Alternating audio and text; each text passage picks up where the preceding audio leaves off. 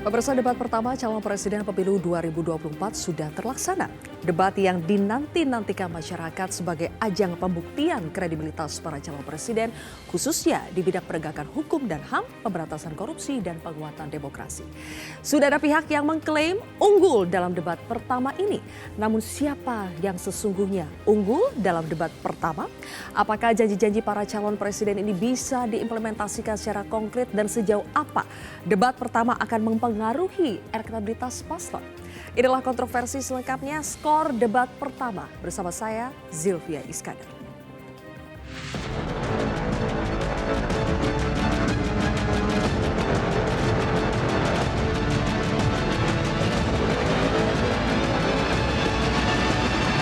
Apa perasaan Bapak ketika mendengar bahwa ada pelanggaran etika di situ? Apa komentar Pak Prabowo terhadap putusan MK yang melahirkan MK itu? Bagaimana dengan anggaran 80T, Pak Anies sebagai gubernur tidak dapat berbuat sesuatu yang berarti? Peristiwa Kanjuruhan dan peristiwa kilometer 50. Saya ingin tanya posisi Pak Ganjar di dalam dua peristiwa ini. Terima kasih.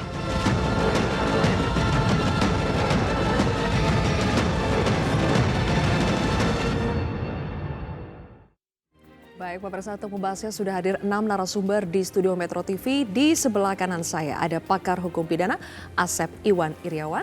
Selanjutnya ada pakar hukum tata negara Bivitri Susanti. Kemudian juga ada Direktur Eksekutif Parameter Politik Indonesia Adi Praitno. Di sebelah kiri saya sudah ada politikus PKS perwakilan dari kubu Paslon 01 Muhammad Iqbal. Kemudian juga ada Ketua DPP Golkar perwakilan dari kubu Paslon 02 Maman Abdurrahman. Dan politikus PD Perjuangan perwakilan dari kubu Paslon 03 Masinton Pasaribu. Selamat malam semuanya, terima kasih sudah hadir di kontroversi malam hari ini. Bang Masinton langsung ya jarinya ya. Oke, karena hari ini judulnya adalah skor debat pertama, Bapak-Bapak dan Ibu. Kita akan memberikan skor, betul-betul memberikan skor. Sudah ada kertas dan spidol, boleh diangkat, boleh dipersiapkan.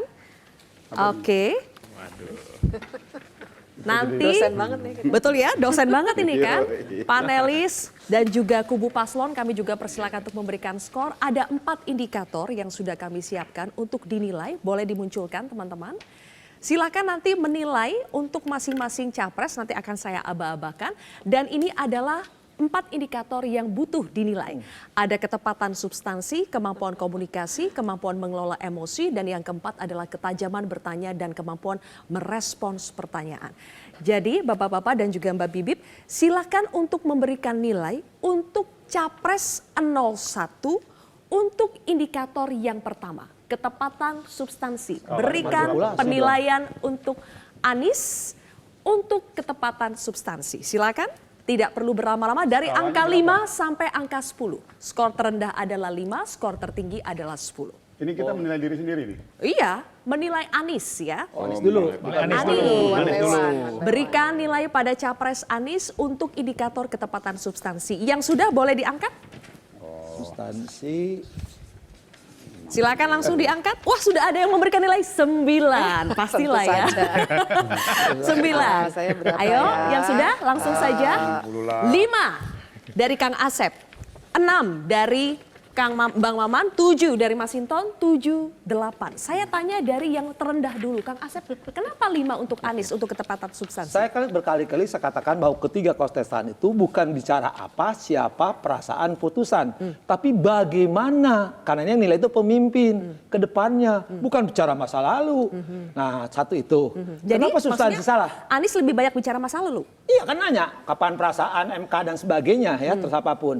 Kan seharusnya bagaimana ke depan pemimpin akan mewujudkan yang lalu tidak berulah. Terus fatal juga kalau bicara hukumnya ya, ada sesuatu pasal-pasal undang-undang yang sudah diubah dan disebutkan lagi. Parah lagi tentang kaidah-kaidah prinsip-prinsip putusan. Itu juga salah menurut saya. Substansi loh ya. Dari hukum dan nanti saya akan rinci semuanya nanti, tiga-tiganya. Baik, kalau Mbak Bibip kenapa memberikan nilai berapa tadi untuk Anies? 7. Bagaimana substansi yang dibawakan Anies untuk tema debat pertama? Substansi dalam beberapa hal sebenarnya saya agak surprise waktu misalnya Pak Anies itu bisa menyebutkan secara agak rinci soal kebebasan berpendapat itu pasal-pasal mana saja yang bisa dikenakan. Biasanya orang langsung Undang-undang ITE udah. Oke. Tapi bahkan disebutkan sampai peraturan pidana tahun 1946 pasal segini-segini itu. Jadi itu plus poin. Itu buat saya plus poin. Artinya paling tidak timnya memang latihannya lumayan baik gitu. Oke, itu ya. Itu terus juga yang soal korupsi, Ya. cuma Pak Anies sebenarnya yang sempat bilang soal perbaikan supaya KPK balik lagi ke KPK yang lama. Oke, itu ya catatannya ya. Yang lain tadi kita juga sudah lihat nilai-nilainya, tidak bisa kita bahas satu persatu, tapi setidaknya pemirsa sudah melihat ya. Bahkan dari Bang Masinton juga bisa memberikan angka 7 untuk lawannya. Adiprai nanti kita simpan untuk substansi yang lain. Mari. Jelajahi cara baru mendapatkan informasi. Download Metro TV Extend sekarang.